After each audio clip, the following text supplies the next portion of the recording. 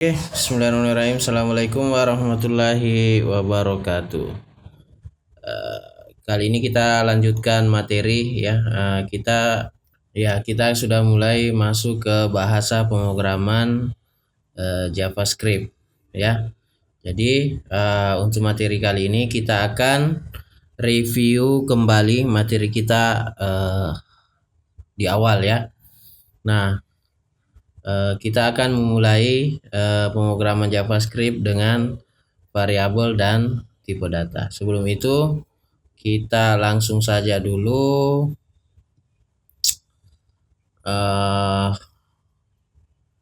membuat folder ya. Nah, contoh ini ada folder.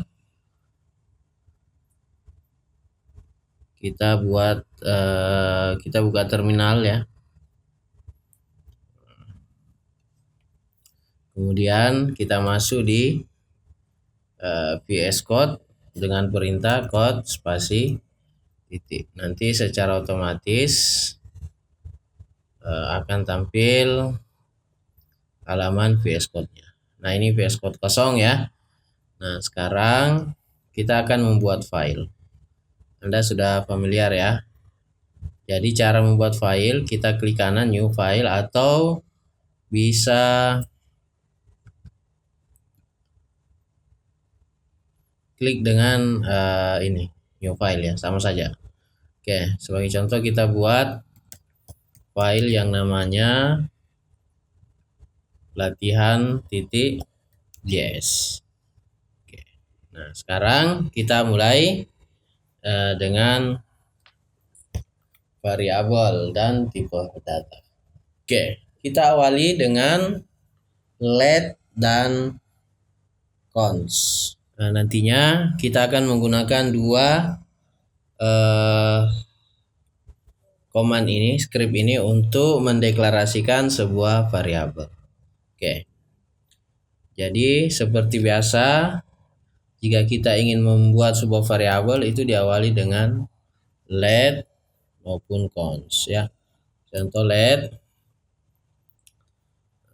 data, jadi bisa berupa string ya, kemudian bisa berupa angka, atau bisa juga berupa tipe data boolean seperti true maupun false. Jadi fungsinya untuk menyimpan sebuah data. Kita sudah pelajari sebelumnya ya. Nah, begitupun juga dengan cons ya. Kita juga bisa menyimpan sebuah string. Kita juga bisa menyimpan sebuah integer, angka ya. Begitupun juga dengan boolean, false ataupun true. Nah, seperti ini. Oke. Nah, perbedaannya jika let, nah itu digunakan untuk mendeklarasikan variabel dengan nilai bisa dirubah. Contoh misalnya data. Nanti kita bisa ganti di bawahnya data sama dengan saya ubah. Nah, ketika nanti ditampilkan di layar, oke, maka kita save dulu. Jadi caranya ya kita buka terminal dulu ya. View terminal. Kemudian kita jalankan di bawah sini. Kita langsung perintah node. Nama filenya tadi apa? Latihan.js. Oh, saya ubah, ada error ya. Kita cek. Oh ya, kalau dia cons maka datanya tidak bisa berubah. Jadi makanya kenapa dia bisa error tadi di sini. Assignment to constant variable. Jadi tidak bisa. Nah, bedanya ketika kita ganti dengan let, harusnya nantinya bisa kita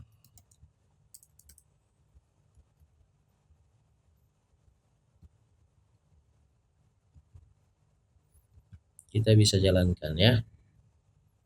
Node latihan.js. Tuh, saya bersihkan dulu. Jangan lupa kita save ya. Node latihan.js. Nah ini saya ubah. Awalnya adalah data, kemudian data kita isi ulang dengan string saya ubah. Maka kenapa yang tampilnya saya ubah? Nah, kecuali ini kita komentari, berarti dia data pertama yang muncul. Kita jalankan node latihan, maka data yang akan muncul ya. Seperti itu untuk variabel menggunakan let maupun cons ya. Jadi kalau let itu datanya bisa berubah, sedangkan cons atau konstanta itu datanya nanti tidak akan bisa berubah. Oke ya. Kasih contoh lagi. Untuk let misalnya let nama Budi. Kemudian nama kita ganti Andi. Baru nanti kita konsol .log, kita panggil variabelnya nama. Harusnya yang tampil adalah Andi. Kalau cons nilainya tetap. Nah, nanti misalnya kita cons misalnya di sini rumus ya. Rumus mencari luas lingkaran yaitu 3,14. Kita bisa console.log kita panggil p. Oke, kita coba jalankan. Ini saya agak tarik naik ya. Node nama filenya latihan.js. Nah seperti itu ya. Oke, kita juga bisa mendeklarasikan variabel untuk mengisikan sebuah objek ya. Contoh cons angka. Bisa yang pertama kita bisa memasukkan dia sebuah array 1, 2, 3 dan seterusnya. Oke. Kita juga bisa memasukkan variabel isinya dalam bentuk objek.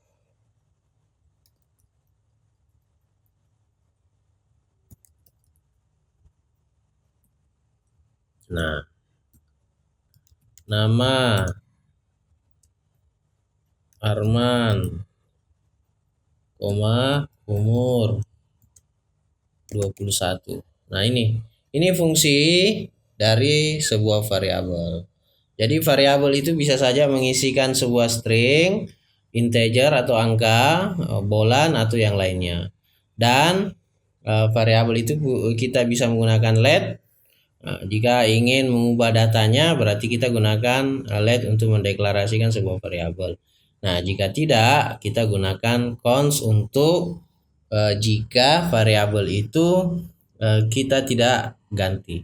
Nah, isi sebuah variabel itu bisa berupa tadi string, angka, boolean, bisa berupa array maupun bisa berupa objek seperti ini. Oke, nah dalam prakteknya nanti kita akan sering-sering menggunakan cons ya daripada let. Jadi kita akan menggunakan cons secara default. Nanti juga kita akan menggunakan let jika memang perlu data tersebut dirubah. Jadi implementasi backend kita nanti kebanyakan menggunakan konstanta. Oke. Nah, sekarang kita lanjut ke fungsi. Nah, ini fungsi merupakan blok kode. Jadi ini nanti kita akan sering temui dan bahkan kita akan membuat sebuah aplikasi backend ya. Kita mengerjakan project di sisi backend, kita akan selamanya menggunakan fungsi. Jadi fungsi ini harus dipahami benar-benar, dipahami ya, atau ya kalau bisa semua cara menjalankan kalau bisa semua jenis fungsi itu dikuasai. Oke ya. Nah, sekarang seperti yang kita pelajari sebelumnya, penulisan fungsi itu ada beberapa cara ya. Contoh misalnya fungsi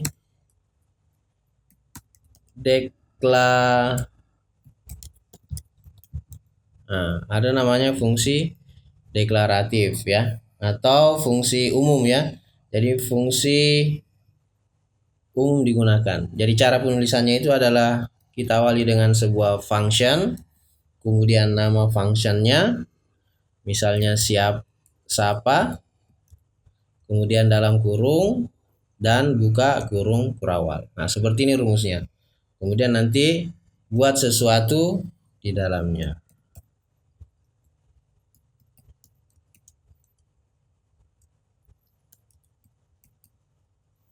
Halo. Nah, dah. Ini. Cara menjalankannya kita tinggal memanggil console.log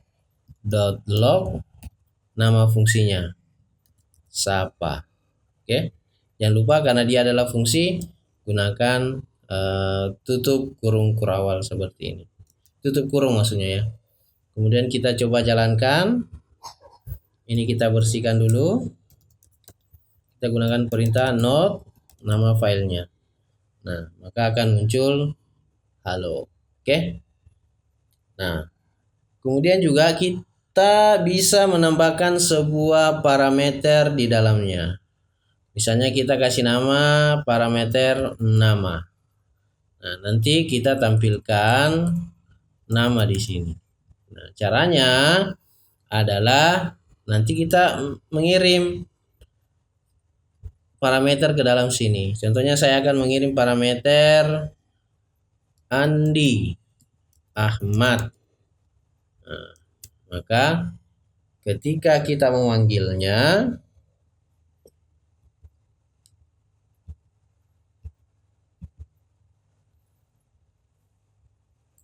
maka yang muncul adalah Andi Ahmad. Nah, ini. Jadi kita langsung memasukkan parameter di sini, kemudian nanti kita tampilkan menggunakan console log di dalam. Oke, itu sebuah fungsi deklaratif. Kemudian fungsi yang kedua ya. Fungsi yang kedua ada yang namanya fungsi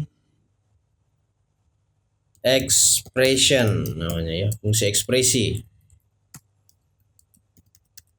Nah, jadi fungsi ekspresi ini terlebih dahulu kita mendeklarasikan. Jadi cara penulisannya seperti ini ya. Contoh cons Sapa 2. Oke, untuk membuat variabel itu tidak boleh sama dalam satu file ya. Jadi tidak boleh ada variabel yang sama atau tidak boleh ada fungsi yang sama dalam satu file. Misalnya ini kan sudah Sapa, berarti di sini tidak boleh lagi. Ya. Ini saya kecilkan dulu. Nah, jadi dia harus Sapa 2. Nah, kita deklarasikan dulu Sapa, kemudian sama dengan, nah di dalam variabel cons ini baru kita buat sebuah function. Misalnya nama 2. Nah, nama kita ambil yang di atas ya. Kita kasih sama parameternya, baru kita buka kurung kurawal. Di dalamnya baru kita isi ya. Console.log kita isikan halo. Nah, kita pakai concatenate ya, penghubung halo nama, variabel nama. Nah, variabel nama ini dapat dari mana? Oke, kita langsung panggil di sini sapa2 dalam kurung. Nah, kita namanya mau dicoba misalnya siapa? Andi BC. Oke. Nah, artinya yang tampil nanti ketika kita menjalankan filenya, maka yang tampil adalah halo Andi BC, karena kita mengirimkan sebuah fungsi sapa, mengirimkan sebuah parameter ke dalam sini. Nah, parameternya itu adalah nama, nanti isi. Jadi nama ini bisa berubah tergantung kita mengirim ke dalam fungsinya itu apa. Seperti itu ya, untuk fungsi ekspresi. Oke. Selanjutnya, fungsi panah atau yang dikenal dengan arrow function ya. Nah, ini yang sering nanti kita gunakan. Kenapa sering digunakan? Karena ya fleksibel ya. Paling fleksibel. Nah, caranya itu sederhana. Contoh, kita buat sebuah variabel sapa3. Kemudian kita isi dalamnya. Caranya adalah dalam kurung, tidak usah menuliskan sebuah function. Cukup dalam kurung, kemudian tanda panah, buka kurung kurawal. Nah, seperti ini. Nah, oke ya. Tinggal buat apa di dalamnya ya. Buat sesuatu di dalamnya.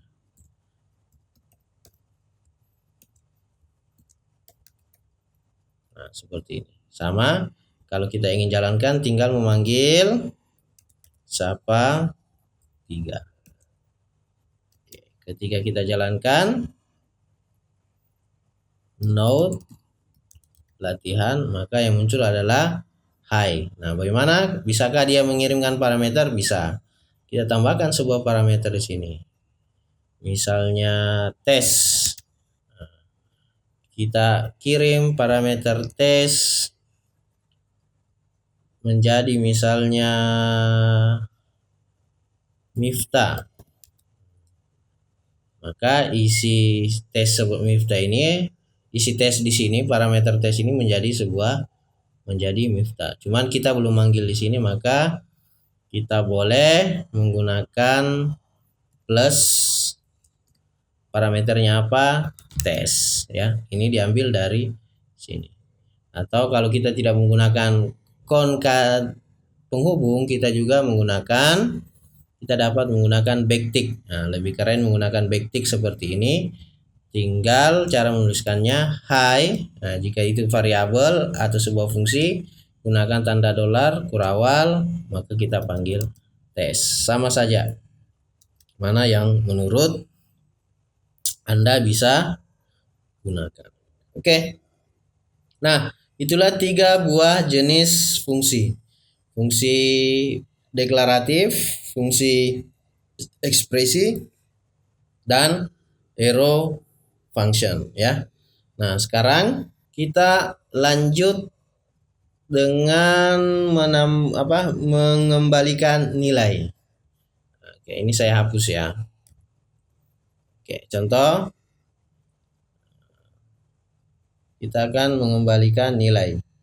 Jadi saya tulis fungsi dengan return value. Jadi umumnya di dalam fungsi nanti itu akan ada sebuah return ya.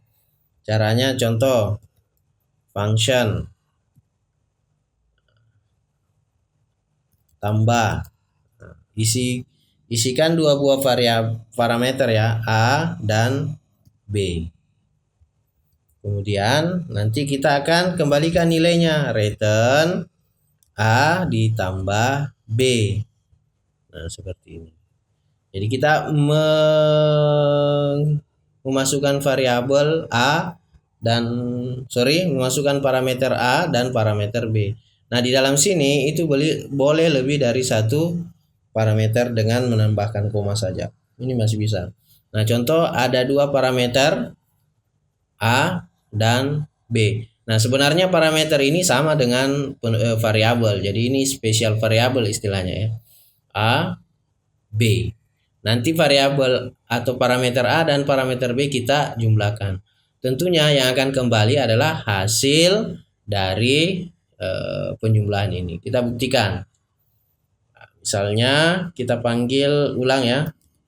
Tambah, misalnya kita masukkan 3 untuk mengisi parameter A, kemudian 4 untuk mengisi parameter B. Jadi ketika parameter A 3 ditambah dengan parameter B 4, maka hasilnya seperti apa? Kita bisa jalankan di sini.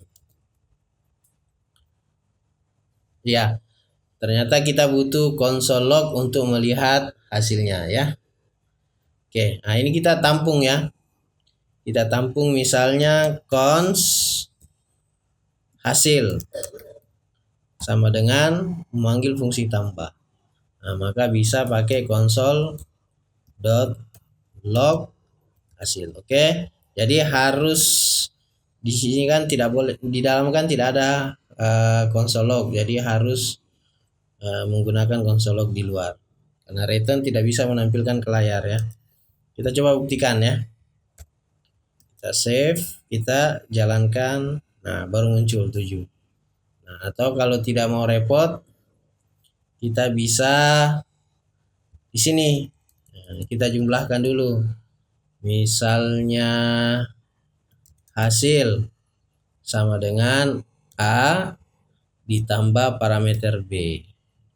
Nah, di sini kita tidak perlu lagi buat variabel. Langsung saja panggil fungsinya tambah 3 tambah 3. Nah, akan tetapi di sini kita harus tambahkan return console.log hasil. Nah, seperti ini. Kita bersihkan layar dulu, kita jalankan. Nah, seperti itu ya. Untuk fungsi dengan return value. Kemudian, nah ini yang disebut dengan parameter.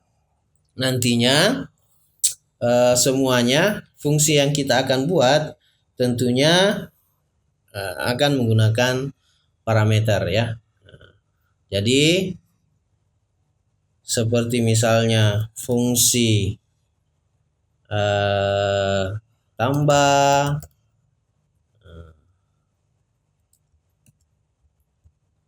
kemudian nanti ada fungsi update, kemudian nanti ada fungsi lihat, dan juga ada fungsi hapus. Nah, ini data-datanya nanti ini yang kita pelajari sebelumnya, yaitu bagaimana mensinkronkan database dengan data-data dari klien nantinya. Jadi sebagai kesimpulan bahwa fungsi akan kita gunakan nanti pada saat sudah masuk ke pemrograman backend seperti itu ya. Jadi fungsi sangat penting untuk dipahami. Oke. Selanjutnya masuk ke flow control. Nah, flow control ini berhubungan dengan ada dua ya, ada kondisional atau percabangan dan ada looping atau perulangan. Nah, ini juga tentunya sering kita akan gunakan nanti. Yang pertama itu adalah if ya. Jadi if contoh kita buat let nilai isinya misalnya 70. Contoh jika if ya, if variabel nilai itu lebih besar sama dengan, nah ini kita akan gunakan operator ya. Ini operator kita sudah pelajari di pemrograman dasar, jadi harus tahu ya.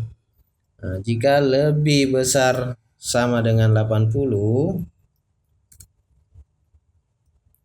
maka hasilnya apa? Kita tampilkan misalnya ke layar console log, nilainya A misalnya ya, nilai A. Nah, kemudian jika ada kondisi kedua, berarti kita menggunakan else if. Nah, ini kondisi bersarang namanya. Jika nilai, kita rapikan, nilai lebih besar sama dengan 70, buka kurawal, maka hasilnya kita tampilkan di layar.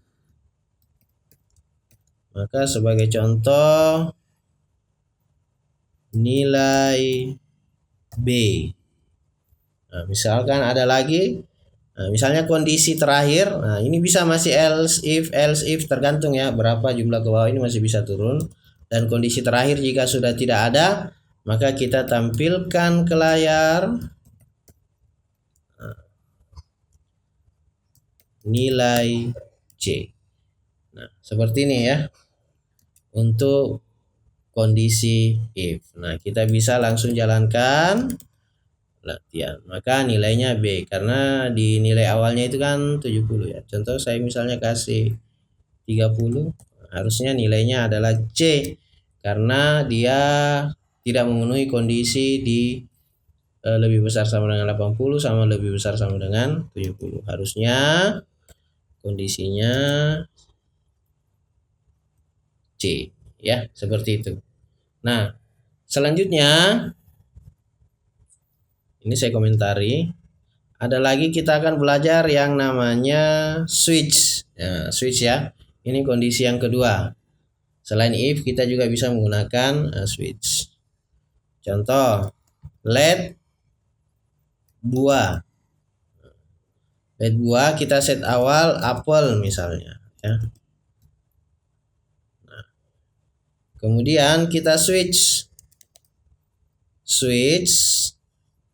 buah ya, kita kasih parameter buah. Nah, case. Nah, ini rumusnya ya. Case jeruk. Maka tampilkan di layar console.log, misalnya jeruk harganya Rp10.000. Nah, oke, per kilogram. Itu case pertama. Setelah itu kita break. Nah, ini rumusnya ya. Oke, setelah break kita buat case yang kedua. Nah, bahasanya adalah if yang kedua. Misalnya apel. Apel, ketika dia memilih apel, maka nanti kita akan tampilkan apel. Nah, ini saya copy saja ya. Ini tinggal saya copy ke bawah.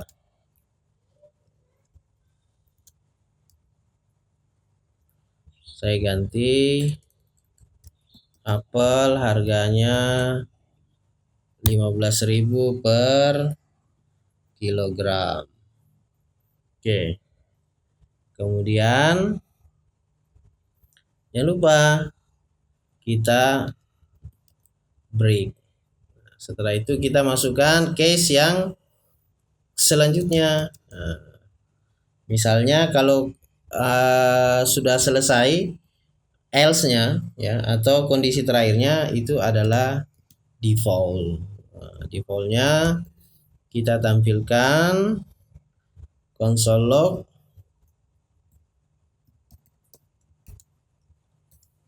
tidak ada buah yang dipilih. Nah, seperti ini penggunaan dari, jangan lupa terakhir tetap harus di break. Nah, seperti ini ya caranya. Nah, coba kita jalankan. note latihan. Nah, itu apel 15.000 per kilogram ya, karena set awalnya adalah apel. Coba kita ganti menjadi jeruk. Buahnya menjadi jeruk ya. Kita jalankan, muncul adalah jeruk. Misalnya saya pilih adalah jambu. Nah, harusnya tidak ada ya, karena hanya ada 2, jeruk dan apel. Berarti ketika saya pilih jambu maka akan jalan fungsi defaultnya, yaitu Anda tidak memilih buah yang dipilih. Kita coba cek, jalankan. Nah, seperti ini. Oke, itu kondisional. Selanjutnya looping. Nah, perulangan ya. Nah, perulangan ini kita hapus ya. Oke. Perulangan yang pertama itu adalah for. Jadi digunakan untuk proses berulang ya. Yang pertama kita gunakan adalah perulangan for ya. Sorry. Nah, cara menggunakan for dalam kurung kita deklarasikan dulu let, misalnya i nilai awalnya adalah 1. Nah, kemudian kita pakai titik koma untuk memisahkan kondisi yang kedua, i lebih kecil sama dengan 3. Kita pisahkan lagi dengan titik koma, maka kita jumlahkan i plus plus, maka dia akan naik ke atas ya. Nah, kemudian buka kurawal, kita jalankan console.log, isinya adalah perulangan. Ini contoh ya, sorry. Perulangan ke, kita tambahkan yang akan diulang adalah i. Oke, jadi secara logikanya nanti kan 1, i lebih kecil sama dengan 3, ya masih jalankan. Maka nanti i akan ditambah 1 menjadi 2. Kemudian apakah 2 masih kecil? Ya masih, maka akan ditambahkan menjadi 3. Apakah masih sama? Oke, kita coba jalankan ya. Kita konsol latihan. Nah, dia akan berulang sampai dia lebih kecil sama dengan 3. Nah, berarti kalau ini 4, berarti perulangannya sampai ke 4 juga. Nah, seperti itu. Begitupun seterusnya.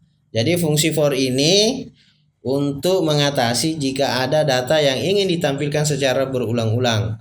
Nah, kita tidak perlu lagi mengetikkan beberapa kode sebanyak yang kita mau, cukup menggunakan for ini. Nah, kemudian yang kedua, kita bisa menggunakan perulangan menggunakan while. Cara menggunakan while, contoh kita buat variabel i. Contoh isi defaultnya adalah 1. Kemudian kita while dalam kurung i lebih kecil sama dengan 4 misalnya, atau 5 lah ya. Nah, buka kurawal, kemudian kita tambahkan konsol, tampilkan di layar console log angka,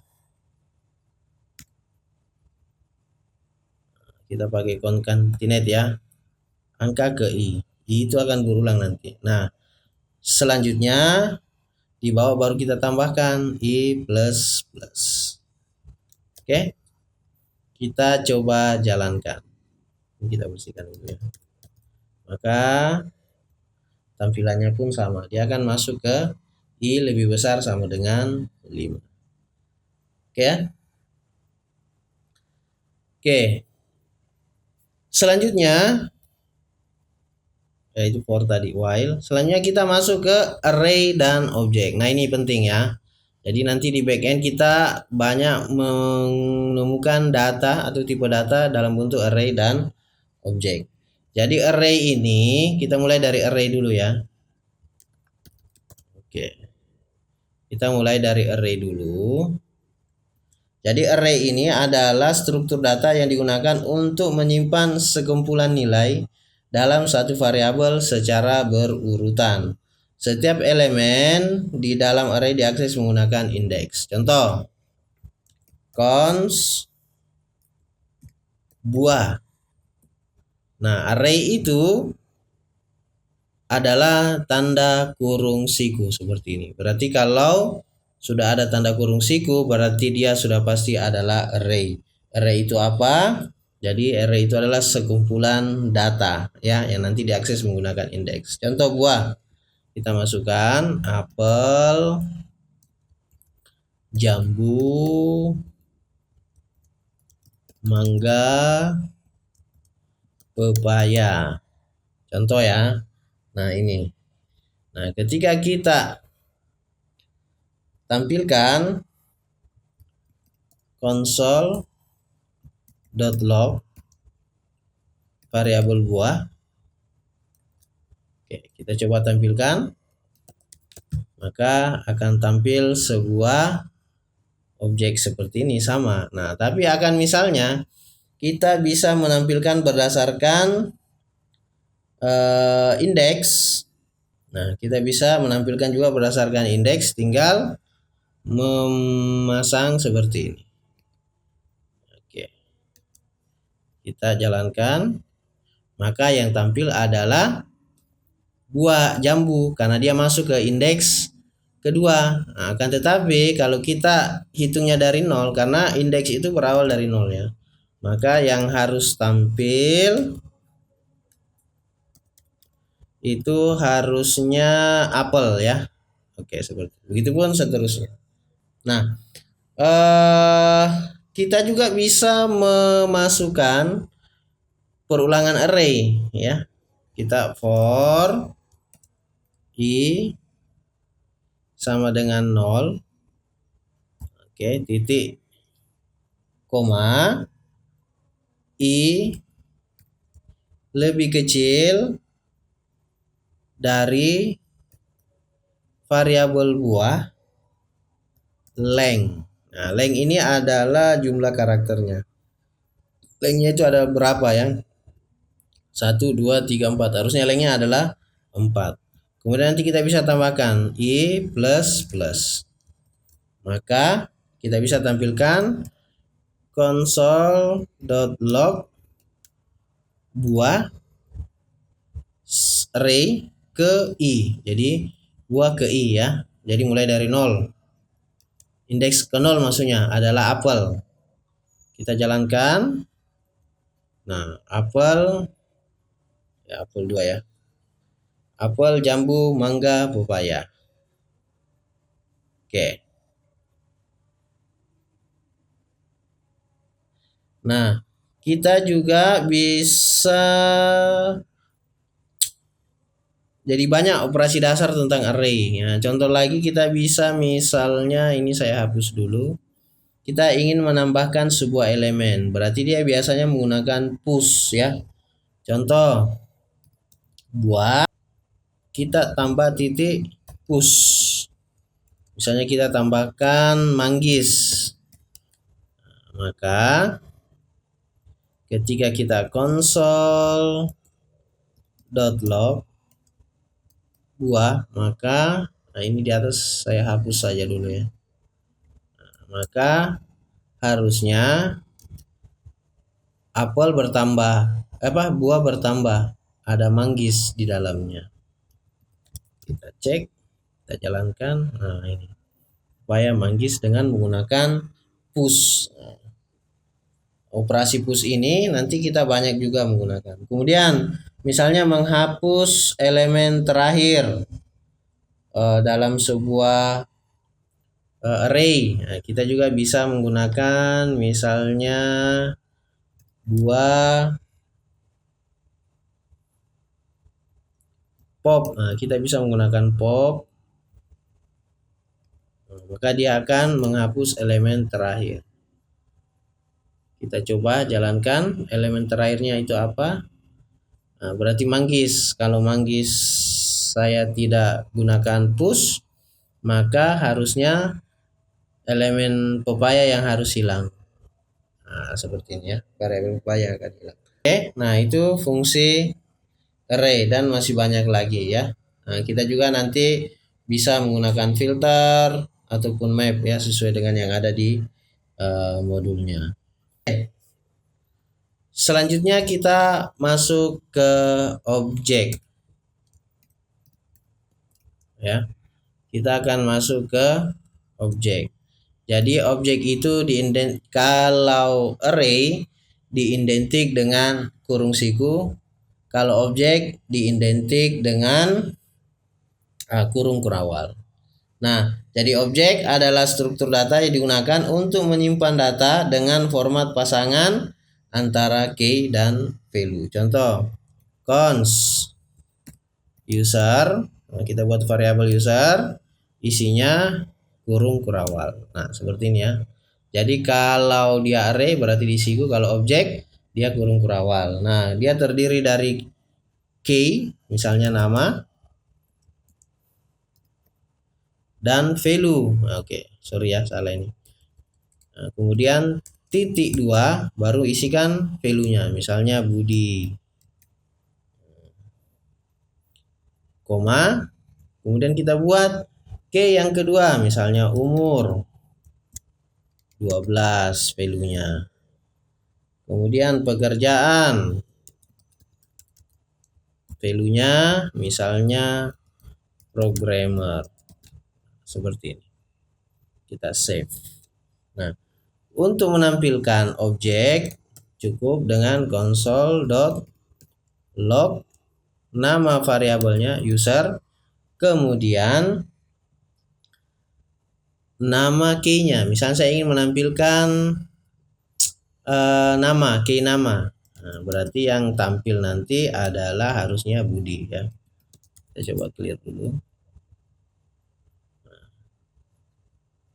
Sorry, bukan nama, harus nama ya. Oke. Nah, seperti ini. Jadi kalau ingin menampilkan umur, berarti panggil key umur. Nah, seperti ini. Oke. Nah, jika ingin memanggil semuanya, cukup dengan menggabungkan string. Misalnya kita pakai ini ya. Oke. Nama, kita konkan penghubung ya. Nama, umur. Nah, ini harus pakai plus ini. Harus pakai plus ya. Umur. Ini plus lagi. Kita tampilkan. Ini sorry ya. Harusnya nama variabel user. Kemudian key-nya. Kalau umur, kita tinggal tambahkan nama variabelnya user, key-nya adalah umur. Begitupun juga dengan pekerjaan. Pekerjaan plus kita panggil variabelnya user, panggil key-nya pekerjaan. Nah, ini bisa kita tampilkan ke layar. Nah, seperti ini. Ya, nah ini kurang spasinya di 12. Berarti di sini harus pakai spasi ya. Nah, seperti ini. Oke, ini juga rapi. Kita simpan, kita jalankan ulang. Nah, seperti ini. Oke. Selanjutnya, nah itu untuk objek ya. Kemudian nanti dalam sebuah objek bisa saja ada sebuah array ya. Dan lain sebagainya. Nah, untuk objek kita juga bisa sama seperti halnya array, ada beberapa metode yang berfungsi. Contoh ya. Misalnya untuk menambahkan sebuah objek. Nah, kita tinggal mengganti sebuah objek atau mengubah ya. Oke, contoh user titik pekerjaan harus sama ya, pekerjaan, kemudian nanti kita isi misalnya backend developer. Harusnya ketika kita panggil console.log, kita langsung panggil user saja ya, supaya bisa tampil semua. Kita jalankan. Nah, nama, Budi, umur pekerjaan, backend developer. Karena sudah dirubah di bawah sini. Seandainya ini tidak ada, kita pagari, maka harusnya yang tampil adalah programmer. Ups, belum di save ya. Kita save dulu baru kita jalankan. Nah, programmer. Oke. Nah, kemudian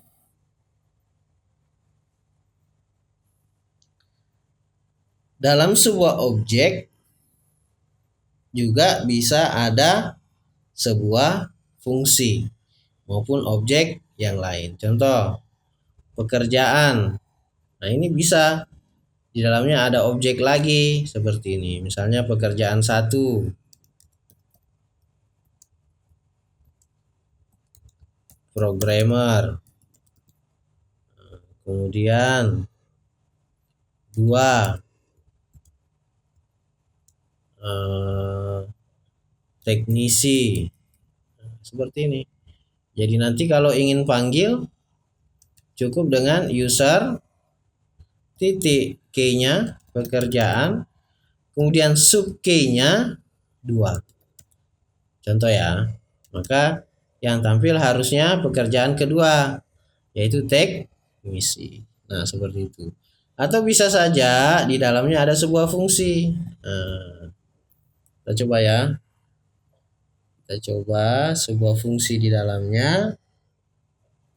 Misalnya hobi atau info. Nah, info titik 2, dia adalah sebuah function. Seperti biasa, function buka. Nah, kita bisa console log misalnya di sini. Console.log.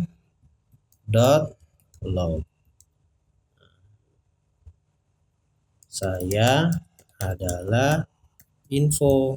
Nah, ini saya bersihkan. Bagaimana cara panggilnya? Iya, sama saja. Kita langsung console log. Kita panggil secara umum saja dulu ya. Kita lihat user. User tadi. User. Oke. Kita jalankan. Nah, akan muncul sebuah ini function. Ada function info di dalamnya. Nah, cara memanggilnya kita cukup misalnya di sini kita panggil sebuah variabel user, di dalamnya ada sebuah fungsi yang namanya info. Nah, karena fungsi dia harus dalam kurung tutup kurung. Harusnya kita jalankan, maka saya adalah info. Nah, ini bisa terpanggil. Oke ya. Jadi dalam sebuah objek bisa saja ada sebuah array, bisa saja ada sebuah objek lagi, dan bahkan bisa saja adalah sebuah fungsi. Dan nantinya ini tidak akan menjadi hal yang asing ketika kita sudah mengimplementasikan project backend kita. Oke. Dan terakhir adalah callback ya. Jadi callback ini adalah sebuah fungsi yang kita kirimkan sebagai tamu ke dalam fungsi lain. Jadi bahasanya adalah fungsi di dalam sebuah fungsi ya. Nah, contoh callback itu seperti apa? Ini saya clear dulu ya. Oke, ini kita hapus. Sekarang kita belajar tentang callback function. Oke. Nah, bagaimana membuat sebuah callback? Contoh ya. Function namanya selesai makan. Nah, di dalamnya ada sebuah parameter, kita beri nama callback. Oke. Nah, di dalamnya ada console.log. Nah, console.log isinya sudah selesai makan. Nah, nanti ada sebuah parameter yang berisi fungsi callback ini kita panggil. Nah, kemudian kita buat fungsi minum, function minum. Nah, function minum isinya adalah console.log sekarang minum. Nah, itu ada dua fungsi. Nah, kita ingin ya callback ini nantinya akan menjadi sebuah fungsi minum. Ya, caranya seperti apa? Kita panggil selesai makan, kita kirim callback-nya dengan memanggil fungsi minum. Nah, harusnya isi callback ini adalah console log sekarang minum. Kita coba ya. Node latihan TDS. Nah, ini sudah selesai makan, callback-nya sekarang minum. Jadi secara harfiah bahwa callback itu adalah menjalankan sebuah fungsi di dalam fungsi. Oke ya. Nah, seperti itu tentang callback. Nah, oke, sekian untuk materi pengantar JavaScript. Materi selanjutnya kita akan belajar tentang asinkronus.